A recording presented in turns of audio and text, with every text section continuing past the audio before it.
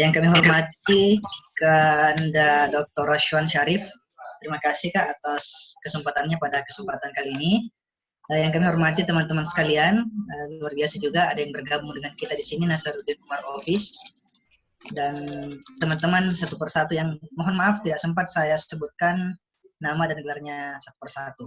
Insya Allah pada kesempatan kali ini beberapa saat ke depan kita akan bersama-sama mendengarkan kajian virtual yang alhamdulillah beberapa saat lalu kami sudah berkomunikasi dengan salah satu pakar yang kita miliki di Sulawesi Selatan. Insya Allah tentunya sebenarnya beliau ini menasional, cuma kita belum sempat mungkin mendengarkan kita beliau secara langsung. Dari itu, mari kita sama-sama mendengarkan materi kajian virtual eksistensi ilmu falak menyambut hilal Ramadan. Ya, yang biasanya ini kalau saya lihat di Sulawesi Selatan yang selalu kita cari ini Kak Hilal ya Kak Rashwan. Tetapi mengawali hilal itu kita mari sama-sama mendengarkan beliau selain sebagai Ketua Lembaga Ru'yatul Hilal Indonesia Korwil Sulsel, beliau juga salah satu dosen di dosen ilmu falak di UIN Alauddin Makassar. Ya, dengan hormat dan dengan segala hormat kepada Kanda Rashwan, dengan ini disilahkan. Terima kasih Kak. Ya, baik. Bismillahirrahmanirrahim. Assalamualaikum warahmatullahi wabarakatuh.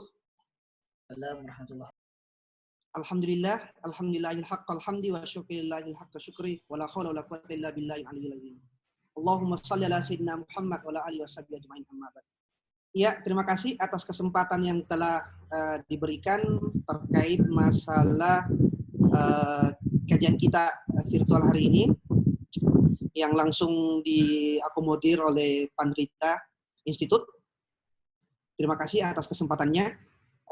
Baik, kita di sini akan mengenal ilmu falak sesuai dengan permintaan para pengurus Pandrita Institut untuk membahas atau mengkaji prediksi hilal awal Ramadan 1441 Hijriah. Kemudian nanti kita akan melihat problematika yang terjadi di Indonesia, kemudian perkembangan kalender Islam internasional.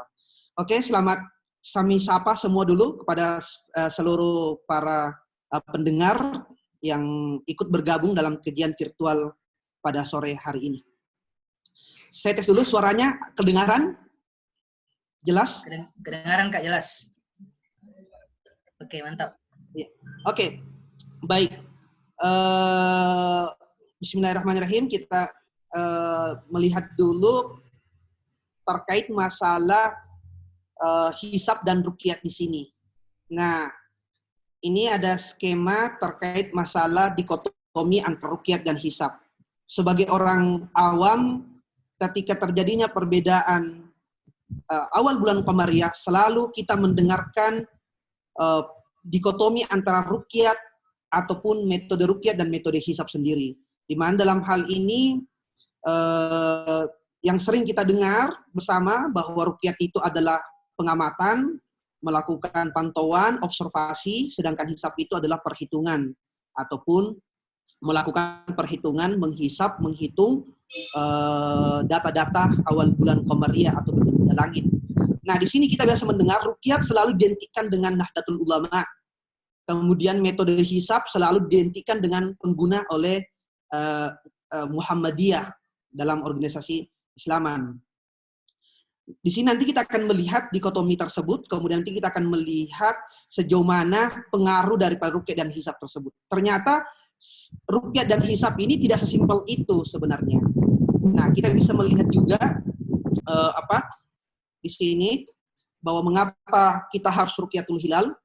Ya, sebagaimana dasar normatifnya bahwa Rasulullah SAW bersabda, sumu li ru'yatihi wa aftiru li ru'yatihi fa in gumma alaikum faqduru lahu.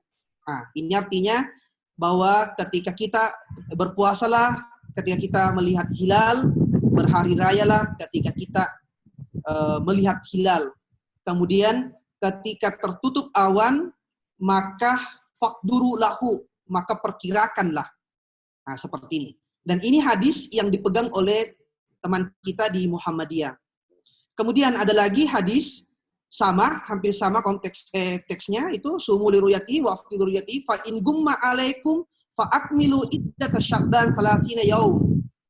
Yang artinya ketika tertutup awan, ya ketika kita tidak bisa melihat hilal, genapkanlah, istikmalkanlah hari Sya'ban, bulan itu menjadi 30 hari.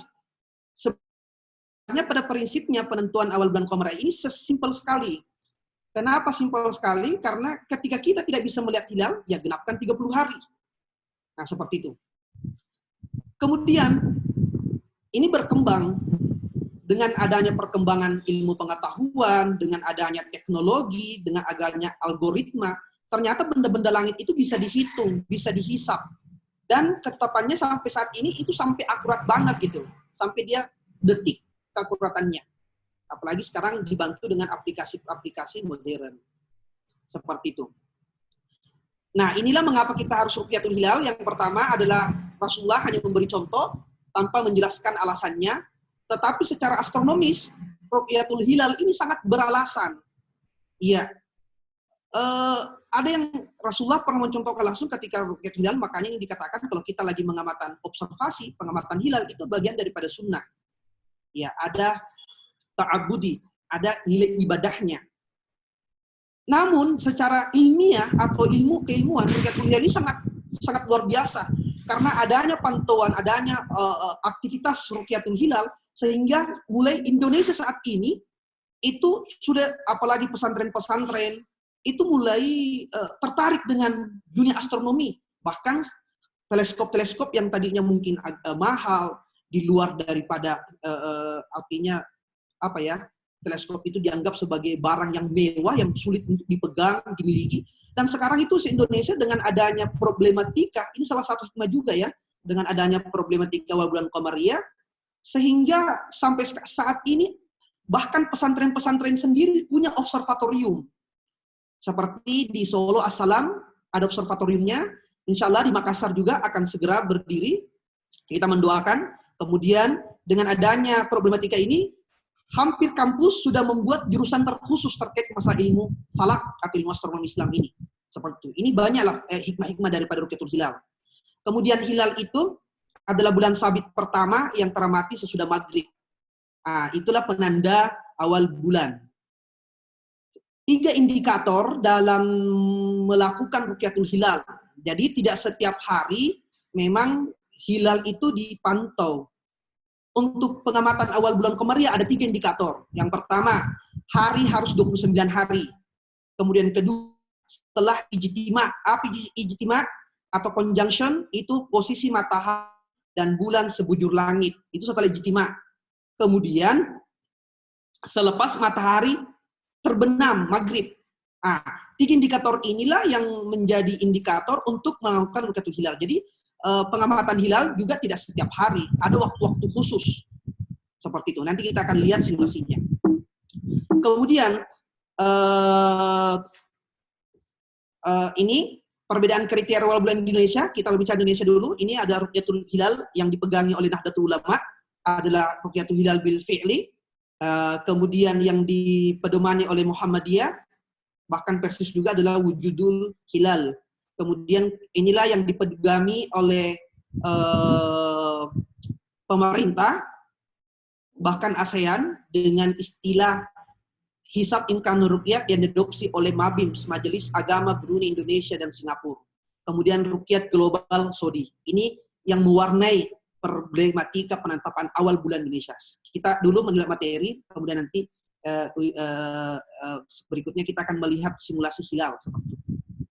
Nah, pada prinsipnya, ru'yatul hilal bil fi'li yang dipedomani oleh Nahdlatul Ulama, itu ini yang saya katakan istikmal, genapkanlah. Berpuasalah kamu karena melihat hilal, berbukalah kamu karena melihat hilal, jika terhalang, maka genapkanlah 30 hari, istikmalkan. Perlu kita pahami bahwa bulan, jumlah hari dalam bulan kalender Islam itu 29 atau 30 hari. Nggak ada 31 ya, nggak ada juga 28 hari. Seperti itu. Jadi ru'yat hilal bagi Nahdlatul Ulama adalah wajib, kifayah, hisab alat bantu ruqyah, terlihat hilal mulai bulan baru, jika gagal tertutup awal maka genapkan 30 hari. Ini yang dipedomani oleh Nahdlatul Ulama. Kemudian seperti ini posisinya.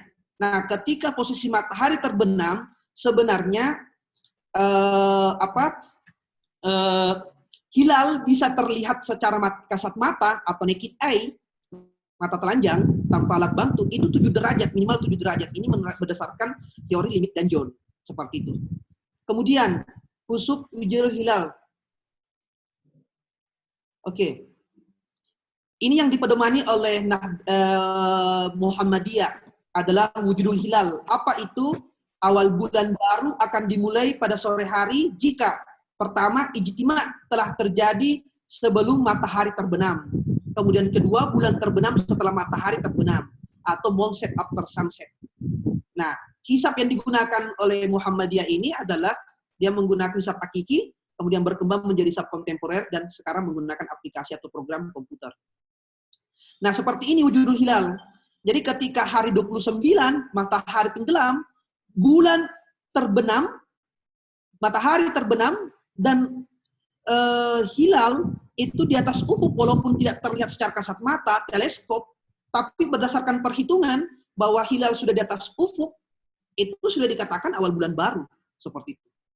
Jadi simpel sekali dalam wujudul hilal ini, dengan konsep Muhammadiyah bahwasanya ketika berdasarkan perhitungan, hilal lebih dahulu terbenam matahari daripada hilal, walaupun 0 derajat sekian-sekian, lebihnya hilal itu sudah masuk awal bulan baru. Seperti itu. Kalau Nahdlatul Ulama, ya harus dilihat dengan mata kepala. Jika tidak ada laporan, gagal.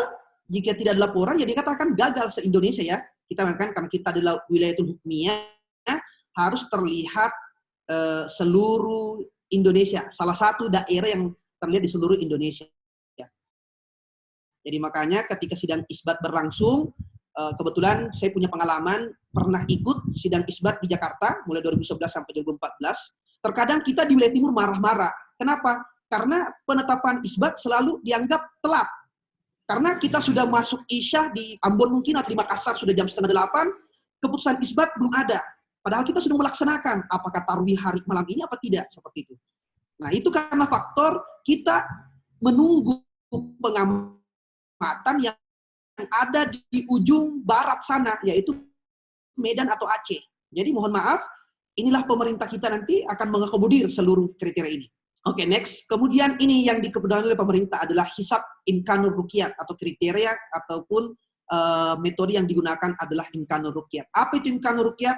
Bisa secara kasarnya adalah penggabungan antara metode hisab dan ruqyat. Ingin mengakomodir. Sebenarnya pemerintah negara, dalam hal ini Kementerian Agama Republik Indonesia, hadir untuk mengakomodir 2 metode yang berseru di lapangan.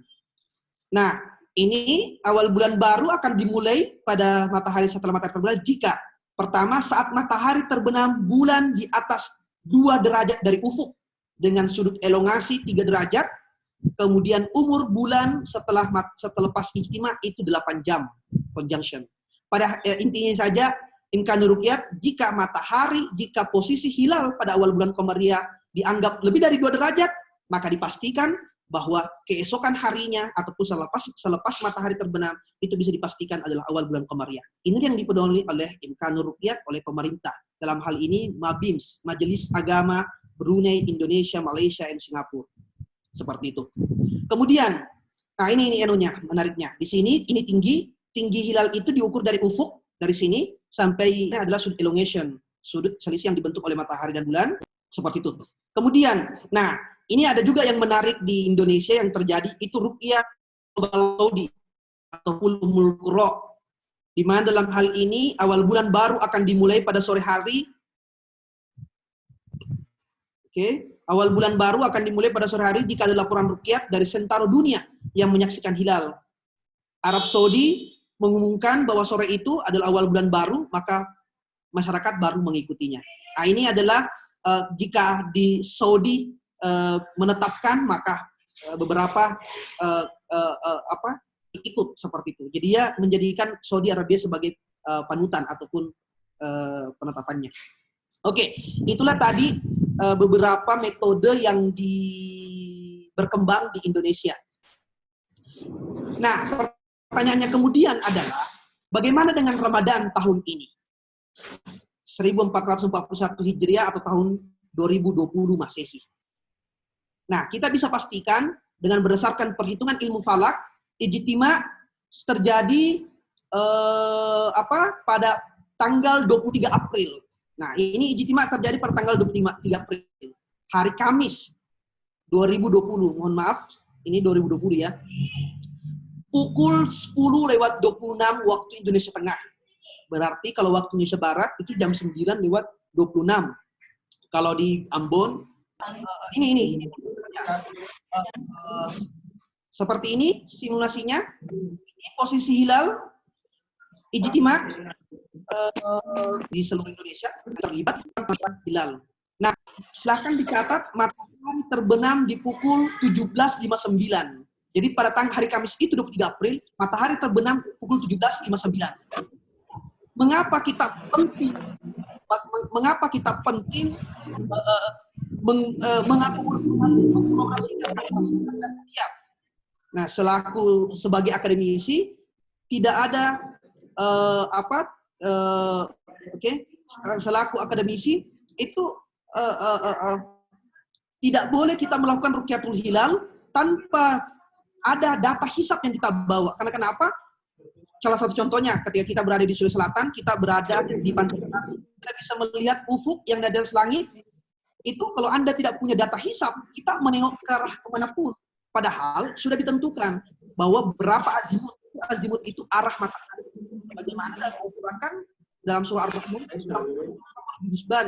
matahari dan bulan beredar berdasarkan perhitungan. Artinya matahari dan bulan itu memang akan diketahui berdasarkan perhitungan, berdasarkan hitung-hitungannya. Ada hitung-hitungan tersendiri.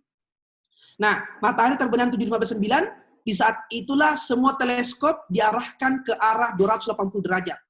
Maka sudah itu kalau kita sudah setting teleskop, kita akan pengamatan, itu di jam 17:09, kita setting dengan otomatis, karena sekarang ada namanya teleskop robotik, kita langsung melihat hilal, posisi hilal di 17:59. Nah, ketika hilal terlihat, maka yakin dan percaya, ada yang melaporkan, maka yakin dan percaya, insya Allah selepas maghrib tanggal 23, kita sudah mulai melakukan sholat tarawih, ataupun sudah masuk 1 Ramadan, dan insya Allah kita akan melakukan puasa tanggal 24 April. Kalau terlihat, berdasarkan rukyatul hilal. Namun, berdasarkan kriteria wujudul hilal, ini sudah memenuhi kriteria. Namun di kriteria, dia mengatakan kalau matahari lebih dahulu tenggelam daripada bulan, ini sudah matahari tenggelam, bulan masih di atas, maka yakin yang percaya Muhammad sudah akan menetapkan tanggal 24 April itu adalah awal bulan Ramadan. Seperti itu. Kemudian, imkanur ruqyah yang dipedomani oleh pemerintah Indonesia, dalam hal ini ASEAN, Mabims, itu minimal tinggi hilal 2 derajat. Nah, besok tanggal 23 April itu insya Allah tinggi hilal 3 derajat lebih, 3 derajat 20 menit. Bisa dipastikan kalau berdasarkan imkanur ruqyah dengan hisab yang kita melihat dari posisi hilal pada tanggal 23 April, itu yakin dan percaya insya Allah sama, tidak ada perbedaan. Nah, ini nanti tantangan bagi Nahdlatul Ulama, karena harus ada laporan melihat hilal. Pengalaman kami dengan tinggi 3 derajat itu impossible naked eye, impossible terlihat dengan mata langsung. Tapi entahlah nanti kalau ada teleskop menggunakan citra. Insya Allah, makanya dari itu dibutuhkanlah negara hadir untuk mengakomodir seluruh metode ini, maka diadakanlah sidang isbat. Jadi kita tidak boleh juga menyalahkan, menghakimi sidang isbat itu. Karena sidang isbat ini adalah sebuah majelis di mana berkumpulnya seluruh pejabat pemerintah, ada perwakilan organisasi dari MUI, Nahdlatul Ulama, Persis, dan Lembaga Antariksa Penerbangan Nasional, 8, itu berkumpul semua seperti itu. Jadi makanya untuk mengakhirinya, saya berharap jika kita tidak punya ilmu di sini, mari kita ikuti pemerintah lah. Mari kita mengikuti penetapan pemerintah. Karena penetapan pemerintah dalam hal ini, dalam sidang isbat, ini betul-betul bekerja keras. Iya, mengakomodir seluruh. Karena saya kemarin pernah terlibat langsung mendengarkan orang menunggu telepon ketika kita menunggu para hakim yang ada di lapangan untuk bagaimana laporan hilalnya. Itu paling lambat itu di Aceh dan di Medan. Biasanya kita menunggu kabarnya apakah di Aceh sudah melihat apa tidak, seperti itu. Jadi inilah kehadiran pemerintah dalam sidang isbat. Jadi tetap kita menunggu penetapan awal bulan Ramadan dengan isbat. Tapi berdasarkan ilmu, insya Allah itu 80% awal Ramadan kita tahun 41 ini itu akan bareng dengan 24 April 2020. Nah, seperti ini gambar satu Ramadan. Ini kalau misalnya bisa kita lihat, yang putih ini not color, not possible untuk terlihat secara mata telanjang. Ini ada hilal, ini sangat sulit. Yang bisa melihat hilal itu Afrika sampai Amerika. Amerika itu naked eye, bisa terlihat hilal. Seperti itu. Nanti 2 Ramadan baru kita bisa melihat hilal, ini berdasarkan peta, baru kita bisa melihat hilal secara kasat mata. Seperti itu ya. Untuk Syawal, ya nanti Syawal, insya Allah penetapannya tanggal 23 Mei, ijtima terjadi jam 1, itu tinggi hilal 6 derajat. Jadi saya pikir tidak bermasalah untuk tahun ini karena posisi hilal. Kenapa kita harus mengetahui posisi hilal? Ini yang menjadi masalah sebenarnya. Karena kenapa? Di lapangan itu biasa terkadang sulit melihat mata. Ini adalah nanti kita kaji terkait masalah bagaimana kajian awal bulan kemarin internasional. Ini saya tidak bahas dulu ya. Seperti ini. Nah, ini yang saya akan. Jadi hilal itu tidak seperti matahari. Matahari terbit terbenam di tempat yang bisa kita pas hitung. Dengan posisi mungkin dari utara, barat condong ke utara atau barat condong selatan. Berbeda dengan hilal. Nah, karena penetapan kalender Islam itu berdasarkan perjalanan bulan. Nah, kita bisa melihat ini salah satu contoh. Coba kita melihat, ini dalam 1 tahun ternyata hilal, contoh ya, 28 November bulan 2008 ini, hilal bisa terlihat di New Zealand atau di Australia.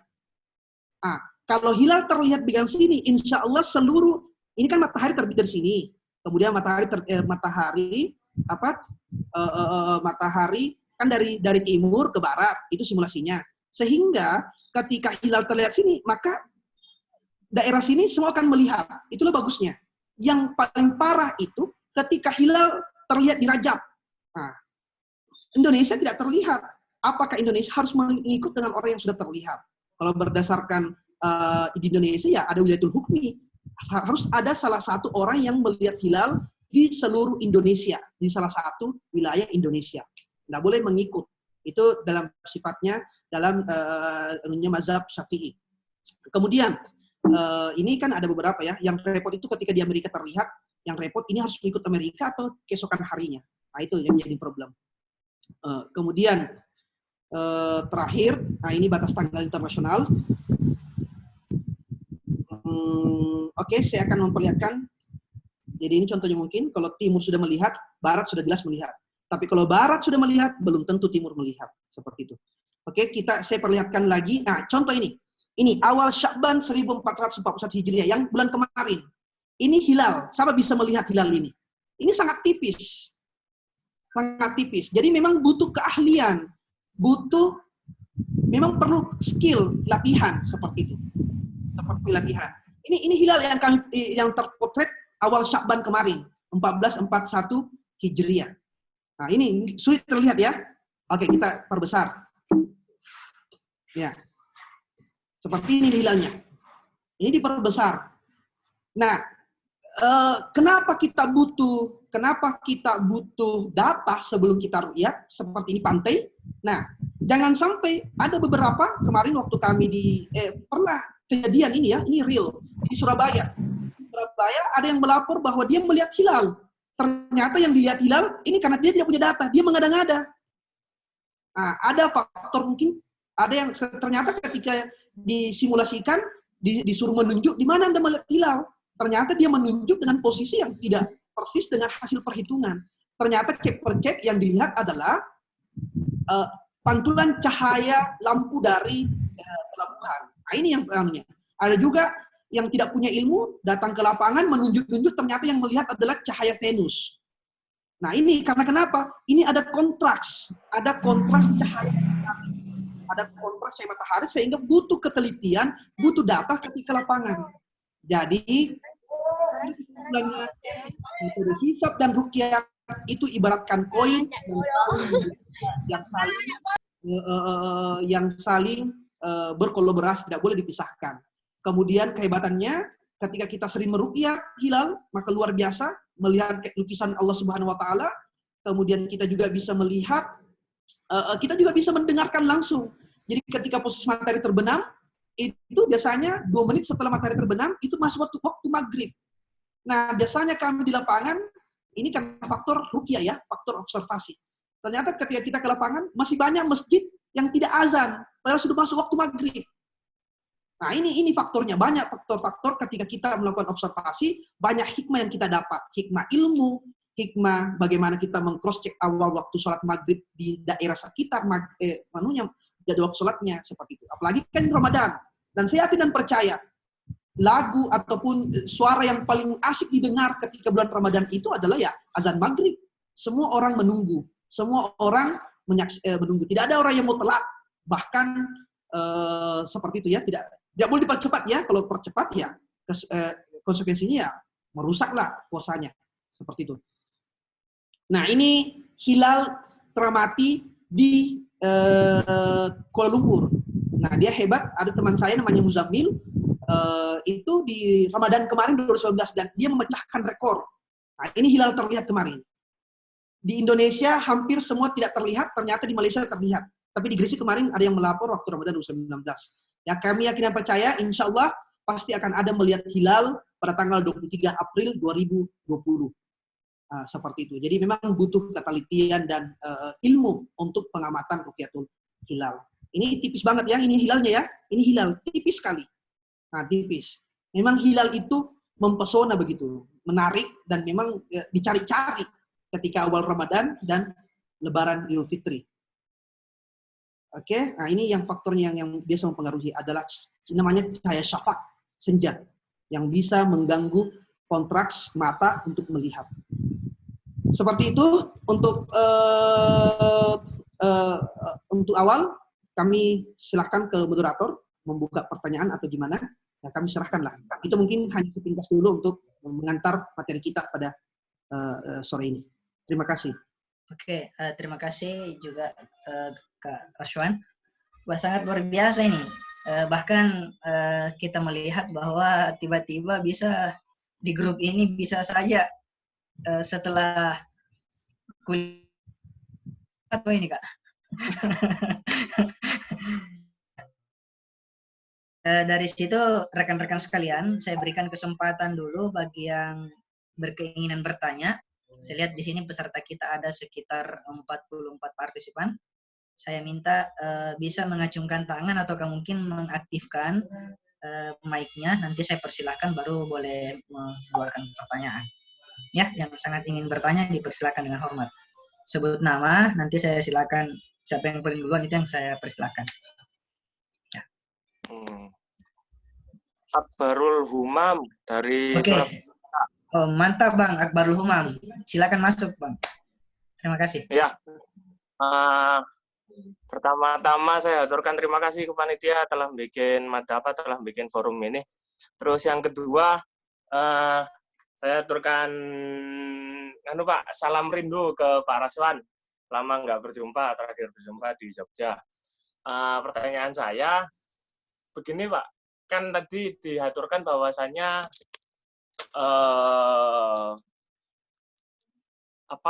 data hilal waktu tanggal 24 April besok ketinggiannya lebih dari 2, lalu kemudian elongasinya lebih dari 3, tetapi umur hilal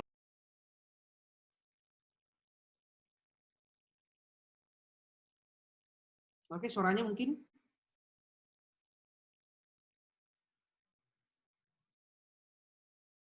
iya, jangan disalinkan, nggak kedengaran. Oh iya Pak, mohon maaf. Kan tadi ditunjukkan data hilal, yakni ketinggian 2 derajat, ketinggian lebih dari 2 derajat, elongasi lebih dari 3 derajat, tetapi umur hilal kurang dari 8 jam, yang mana tadi diaturkan di Makassar itu sekitar 7 jam 42 menit, kalau nggak salah ingat saya. Nah, ini kan kurang sesuai dengan kriteria imkanur ru'yah yang dianut oleh pemerintah, yakni 238, 2 ketinggian, 3 elongasi, dan 8 umur hilal. Nah, pertanyaan saya, apabila ada yang berhasil mensaksikan hilal, seseorang ataupun alat yang kemudian berhasil menangkap citra hilal, dikala kondisi hilal yang seperti itu, dalam artian syaratnya kurang 1 elongasi, itu bagaimana, Pak? Apakah bakal diterima atau tidak kesaksian hilalnya? Yang mana kurang sesuai dengan syarat 238 itu tadi. Mungkin itu saja, Pak, yang saya pertanyakan. Terima kasih, Pak Raswan. Oke, terima kasih Bang Akbarul Humam. Langsung saja kami persilakan kepada Kak Raswan. Silakan, Kak. Ya, baik. Benar yang disampaikan oleh Mas Umam. Ya, salam rindu juga ya Mas Umam ini. Kita bisa bertemu kembali di dunia, di majelis ini. Ya, ini memang Mas Umam ini ada luar biasa. Pakar falak juga di Universitas Amin. Islam Negeri Surabaya. Ya, Amin. Iya, baik. Indikator dari imkanur ru'yah ini adalah tinggi hilal minimal 2 derajat, kemudian sudut elongasi minimal 3, kemudian umur hilal selepas ijtima sampai matahari terbenam itu di Makassar 7 jam 33 menit. Berarti kalau di Jawa ataupun di Jakarta itu tambahkan 1 jam, berarti usianya 8 jam lebih. Nah, Di sini dia memenuhi syarat untuk umur hilal. Umur hilal memenuhi. Kemudian di atas 2 derajat juga memenuhi. Kemudian sudut elongasi ya. Sudut elongasi, ini sudut elongasi yang dipertanyakan, saya lihat dulu datanya. Sudut elongasinya berapa? Sebentar, saya lihat dulu. Saya tidak lihat anunya. Sudut elongasinya yang dibentuk oleh untuk Ramadan ini, hilal ini adalah berapa? Elongasi 4 derajat. Nah, pertanyaannya, bagaimana jika tidak ada salah satu indikator tidak memenuhi? Iya. Insya Allah berdasarkan pengalaman-pengalaman sidang isbat itu biasanya diterima. Yang jelas ketika posisi hilal di atas 2 derajat, lantas ada yang melapor, baik itu terrekord, hilalnya terekam atau tidak terekam, pasti diterima. Nah, inilah yang menjadi problem terkadang dianggap sebagai hilal syar'i. Kenapa hilal syar'i? Ada yang melaporkan, tapi bukan hilal astronomi. Nah, ini kajian hilal syar'i dan hilal astronomi. Tapi pada kenyataannya, kalau imkanur ru'yah itu sudah memenuhi kriteria tersebut, itu akan diterima. Seperti itu. Apalagi untuk Ramadan ini, insya Allah dengan ilmu, itu semua terpenuhi. Tinggi bulan di atas 2 derajat, karena hilal Ramadan besok 3 derajat, itu kan di atas 2 derajat terpenuhi. Umur hilal 8 jam itu terpenuhi di paling barat. Kemudian sudut elongasi itu minimal 3 derajat. Nah, ini juga menarik Mas Umam ini. Ini yang selalu yang diagung-agungkan, yang selalu dilontarkan oleh Prof. Thomas. Itu dengan adanya Piagam Jakarta 2017 apa 2018? 2018, Pak. Ya, 2018. Ini sampai tadi baru saja ada PDF, ada semacam himbauan. Itu tetap kita himbau Jakarta. Bahkan pertemuan kriteria Mabim kemarin sudah dinaikkan ya. Bukan lagi 2 derajat, tapi 3 derajat. Tapi masih ada yang entah gimana penuhnya, masih ada beberapa yang belum paham. Seperti itu. Jadi, tapi kenyataannya kalau kriteria yang dikeluarkan oleh atau yang dianukan oleh Prof. Thomas, itu juga ternyata memenuhi syarat untuk hilal Ramadan ini. Dan insya Allah kita optimistik lah untuk Ramadan tahun ini itu kita rame-rame lah, tidak ada perbedaan. Itu harapan besar kita sambil menunggu keputusan sidang isbat. Oke, seperti itu ya. Pak. Oke, terima kasih. Mantap ya Bang Akbarul Humam. Oke, Pak, mohon izin ini Pak, ngulangi ya. Pak. Di Surabaya pun sebenarnya umur hilal 7 derajat 50 menit sekian Pak, belum sampai 8 jam. Karena emang di sini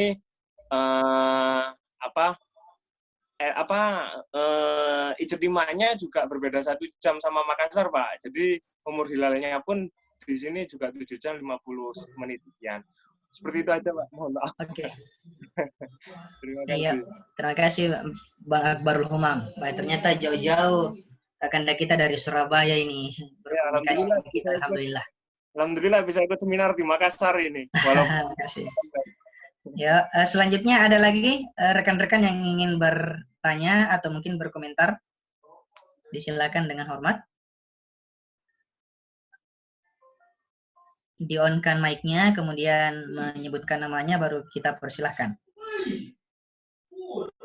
Ya, kalau melihat perkembangan, alhamdulillah peserta semakin bertambah. Jumlahnya sekarang sudah 51 orang ya, dari berbagai background pendidikan dan tempat. Ya, mungkin dari perspektif apa yang ingin ditanyakan? Kalau tidak ada yang mau bertanya, saya mengangkat kasus ya. Mengangkat kasus, ternyata kasus yang saya angkat tentang perkembangan perumusan kalender Islam internasional. Ya, di mana kalau kita lihat ternyata buku itu ditulis langsung oleh Kakanda Dr. Rashwan Sharif, SHI MHI, dan mohon maaf saya tadi belum sempat terlalu panjang memberikan informasi tentang biografi beliau ya.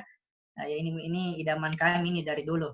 Sejak mondok di pesantren sampai sekarang diberikan pertemuan, bahkan secara pribadi saya masih punya imajinasi khusus yang belum sempat saya komentarkan ke beliau. Oke, Kanda, mungkin ada sedikit komentar selain dari wilayah eksistensi hilal ini, mungkin juga sedikit diberikan informasi kepada kami tentang perkembangan perumusan kalender Islam internasional. Karena jangan sampai kalender Islam itu berubah, tiba-tiba ada perubahan-perubahan yang sangat signifikan, itu mempengaruhi baik aspek ibadah dan aspek yang lain-lain terhadap umat Islam itu sendiri. Ya, terima kasih. Bisa mungkin ada komentarnya, Kak? Atau diberikan gambaran umumnya, isi bukunya lah, atau bagaimana? Terima kasih. Sekaligus dipromot ke teman-teman. Ya. Iya, itu buku saya adalah manifestasi daripada hasil kajian riset kami adakan di Malaysia waktu itu. Bukunya berjudul Perkembangan Perumusan Kalender Islam Internasional. Itu terkait studi kasus tokoh yang kami angkat adalah Muhammad Ilyas. Karena kenapa Muhammad Ilyas kami mengangkat adalah seorang Pakistan, keturunan Pakistan, kemudian dia diangkat menjadi dosen, salah satu profesor, visiting profesor di Malaysia. Kemudian dia melakukan observasi, mengumpulkan data mulai tahun 1973 sampai tahun 2000-an begitu. Hampir 33 tahun lah dia melakukan kajian. Nah, itu yang kami tangkap. Ternyata mulai tahun sebelum Masehi pun orang sudah mulai tertarik dengan hilal ini tersendiri. Bahkan sebelumnya orang cuma mengatakan bahwa hilal bisa terlihat dengan kasat mata, dengan mata langsung atau naked eye. Tapi seiring dengan perkembangan itu ada teleskop, kemudian orang bisa melakukan meruqyah hilal. Jadi teleskop itu pada prinsipnya bukan memperbesar ataupun yang tidak nampak kelihatan nampak. Artinya teleskop ini membantu mata kita karena kenapa? Karena ada cahaya begitu. Itu prinsipnya teleskop ini menarik juga kalau misalnya kita kajian teleskop itu pada prinsipnya terkadang tidak bisa kita melihat dengan secara mata langsung, tapi dengan teleskop ini kita bisa lihat, apalagi dengan itu yang tadi ada zoom begitu ya, sampai tipis banget. Kemudian perkembangan kalender ini sendiri itu mulai, sebenarnya saya mau tampilkan tabelnya ya, itu panjang sekali sebenarnya perjalanannya, sampai seminar pun dalam buku saya sampai menulis ratusan seminar, ratusan lokakarya, ratusan semacam kajian-kajian, baik itu di seluruh dunia, bukan hanya di Indonesia.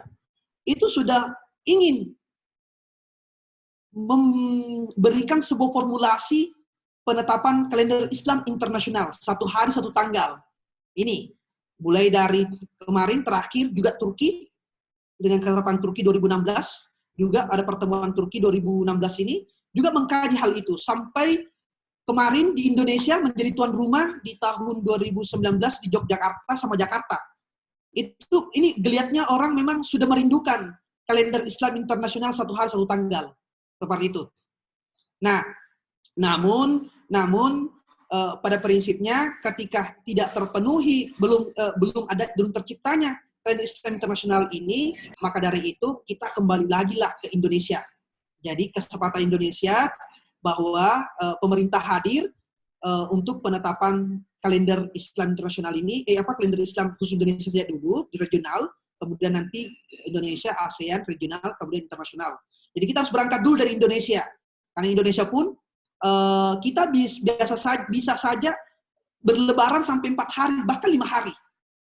Kalau kita melihat, silakan buka websitenya International ECOP, International Crescent Observation Project, itu mulai dari India, Pakistan, Bangladesh, itu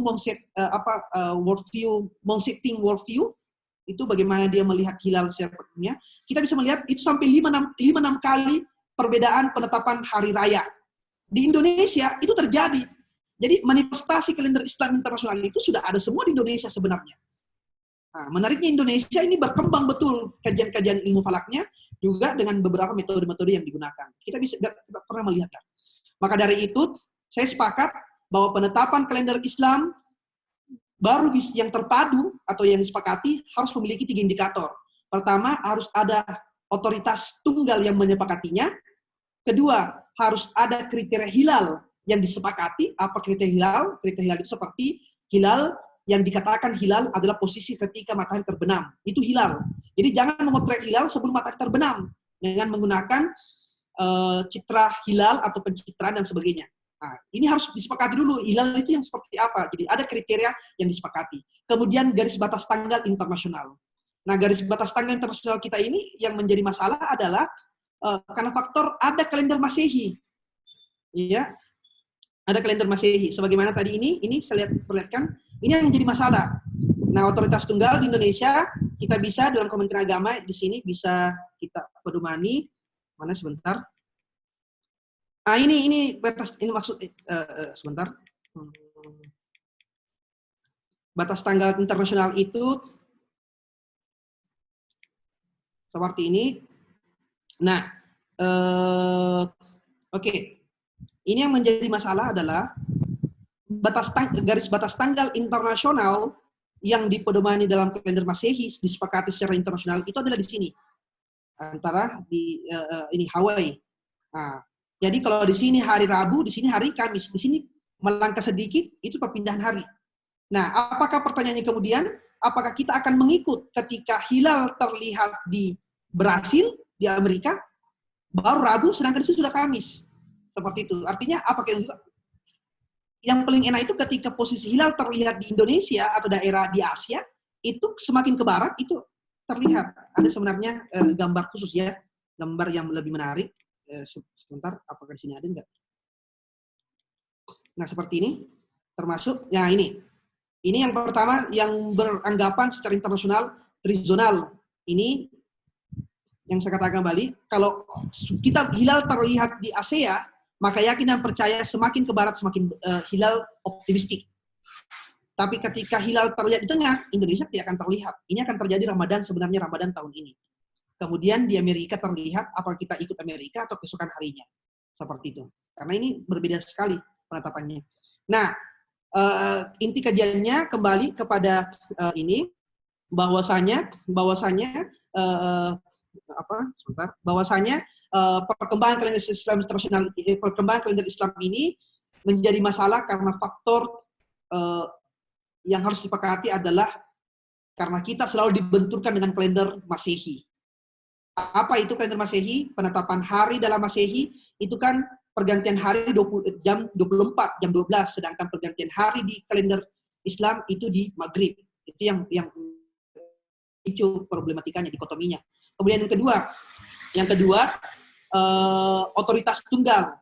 Nah, dalam hal ini harus ada otoritas tunggal. Kalau misalnya di Indonesia ada Kementerian Agama, jadi sehingga kalau misalnya pemerintah sudah menetapkan hal itu, sebaiknya kita ikutlah saja, karena penetapan juga melakukan sebuah kajian. Berbeda boleh, tapi untuk persatuan, kesatuan, itu masalahnya luar biasa. Kemudian, kalau di internasional, otoritas tunggal ini bisa kita kaitkan dengan OKI, Organization Kerjasama Islam.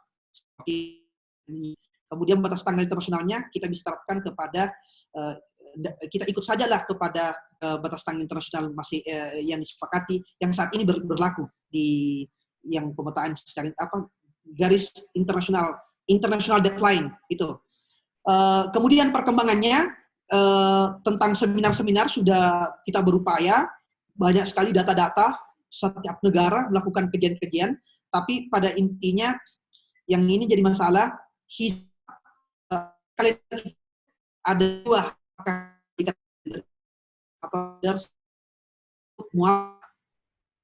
yang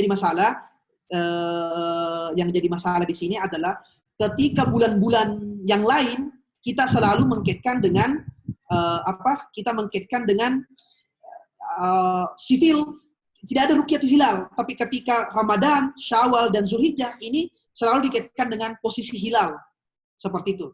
Jadi selalu dibenturkan dengan posisi hilal ketika 3 bulan ini, padahal menurut Muhammad Ilyas itu semua bulan sebenarnya bulan ibadah seperti itu. Jadi jangan kita serta-merta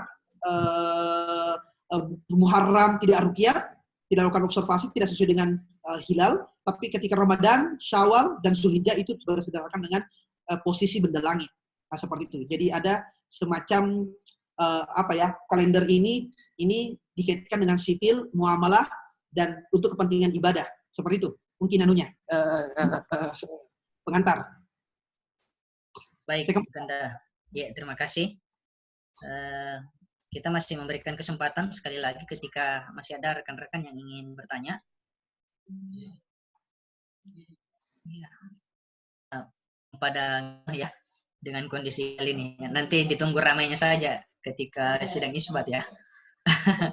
Ya, baik. Kalau begitu, kami meminta semacam closing statement bagaimana kita bersikap sebenarnya, Kanda, ketika melihat realitas yang terjadi di Indonesia khususnya, terutama misalnya kayak di Goa. Ada itu di Goa dia tidak menggunakan hilal ketika mungkin menggunakan hilal, tetapi metodenya lain, tidak mengikuti Nahdlatul Ulama, juga tidak mengikuti Muhammadiyah ya, yang kita biasa kenal dengan istilah mereka itu yang di Mawang itu ya, Jamaah An-Nazir. Maaf, sengaja disebut karena ini sudah kayaknya sesuatu yang terlibat secara internasional setiap ranah seperti ini. Kira-kira selain mungkin ada komentar Kakanda terhadap hal tersebut, metode yang mereka gunakan, lantas bagaimana kita bersikap secara global supaya tidak saling menyesatkan dan disimpulkan bahwa sikap kita sebagai Islam sebenarnya itu yang seperti apa yang perlu kita pedomani. Terima kasih, Kanda. Silakan. Ya. Baik. Untuk menyikapi hal ini, ini kajian dari An-Nazir. Mohon maaf karena dia penetapan awal bulan kemariannya berdasarkan pasang surut air laut.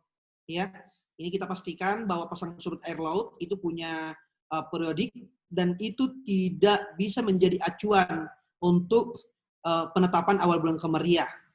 Hilal muncul, posisi hilalnya. Karena kenapa? Itu kalau kita pernah ke laut, itu tidak bisa dijadikan acuan bahwa pasang surut air laut ini mengacu kepada posisi hilal. Sehingga saya bisa memastikan bahwa yang di An-Nazir itu secara akademis ilmiah itu tidak dianjurkan ataupun tidak boleh diikuti.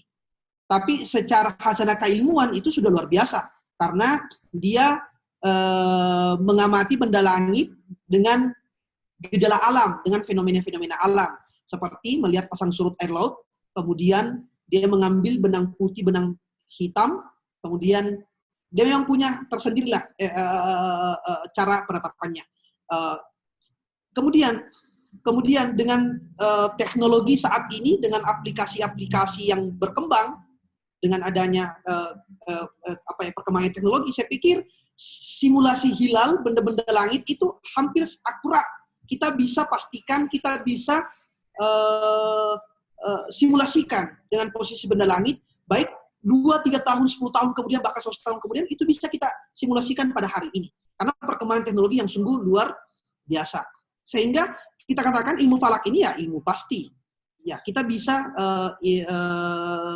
kita bisa buktikan secara ilmiah, bahkan dengan menggunakan, kami punya aplikasi namanya Starry Night, itu bisa kita simulasikan kembali seluruh fenomena-fenomena yang terjadi, baik yang sudah berlalu maupun yang akan datang dengan simulasi. Dan ketika kita koneksikan di lapangan, itu betul-betul real, dan itu koreksinya nggak sampai beberapa detik, hanya detik ya koreksinya kalau memang ada koreksinya. Saya pikir dengan perkembangan teknologi saat ini, ya kita bisalah menetapkan penetapan awal bulan Komariah dengan posisi benda langit, bukan faktor gejala-gejala ayam. Contoh mungkin fenomena tadi pasang surut air laut, koko ayam, apa dan sebagainya. Ya boleh kita pastikan juga ya bahwa ilmu falak itu berbeda dengan ilmu nujum. Ilmu falak itu adalah ilmu pasti, ilmu yang akurat yang bisa diulang kembali dengan perhitungan, tapi untuk kaitannya dengan ibadah dan untuk meningkatkan keyakinan umat beragama, keyakinan kita. Sebagaimana Ali bin Abi Thalib pernah mengatakan, "Manik tabasa ilma minan nujum min hamalatil Qur'ani idza dada bihi imanan wa yakinan." Yang artinya bahwa ketika barang siapa yang mempelajari ilmu perbintangan, lantas ia memahami Al-Qur'an, insya Allah akan bertambahlah keyakinannya, keimanannya, ilmunya, dan kita akan mendapatkan berbagai pengalaman. Jadi jangan kaitkan juga ya antara ilmu perbintangan dengan nasib seseorang. Nah, ini yang berkembang sekarang di media sosial, itu akan hadir bintang Suraya dan hilangnya COVID-19 Corona. Ini nggak boleh, ini kurang akurat. Ilmu falak tidak mengajarkan hal itu. Seperti itu. Oke, untuk kita kembali ke poin kembali terkait masalah penetapan kalender, kita berbahas dulu untuk di Indonesia saja dulu, karena kalau internasional ini sangat luas. Memang di internasional itu sungguh luar biasa, perdebatannya sungguh luar biasa ya. Memang perlu kita mengkajilah lebih dengan majelis yang berikutnya mungkin. Kalau untuk Indonesia, untuk menyikapi perbedaan problematika bulan Komariah, kalau saya, ketika kita tidak punya ilmu di bidang ilmu falak, mari kita ikutlah keputusan pemerintah. Itu lebih aman. Sebagaimana dengan firman Allah SWT kan, kita adalah ulil amri lah. Ya, dengan ulil amri di sini Kementerian Agama itu dengan berusaha untuk mengakomodir seluruh pendapat dari organisasi masyarakat, kemudian ditetapkan di sidang isbat tersebut. Saya pikir itu berbeda itu rahmat, tapi bersatu itu adalah maslahat. Itu mungkin. Berbeda itu rahmat, bersatu itu maslahat. Saya kira ini closing statement yang sangat luar biasa bagi kita semua. Mungkin kami dari Pandrita mengatakan cukup sekian dulu, dan kami mengucapkan terima kasih atas kesediaan Kakanda Dr. Rashwan Syarif, SHI MHI. Semoga ilmunya hari ini bukan semata menginspirasi kita, tetapi membuka mata kita untuk bagaimana mengerti sesuatu itu kembali kepada ahlinya. Karena isa usidal amri la ghairi ahliha fantaziris sa'ah, ya.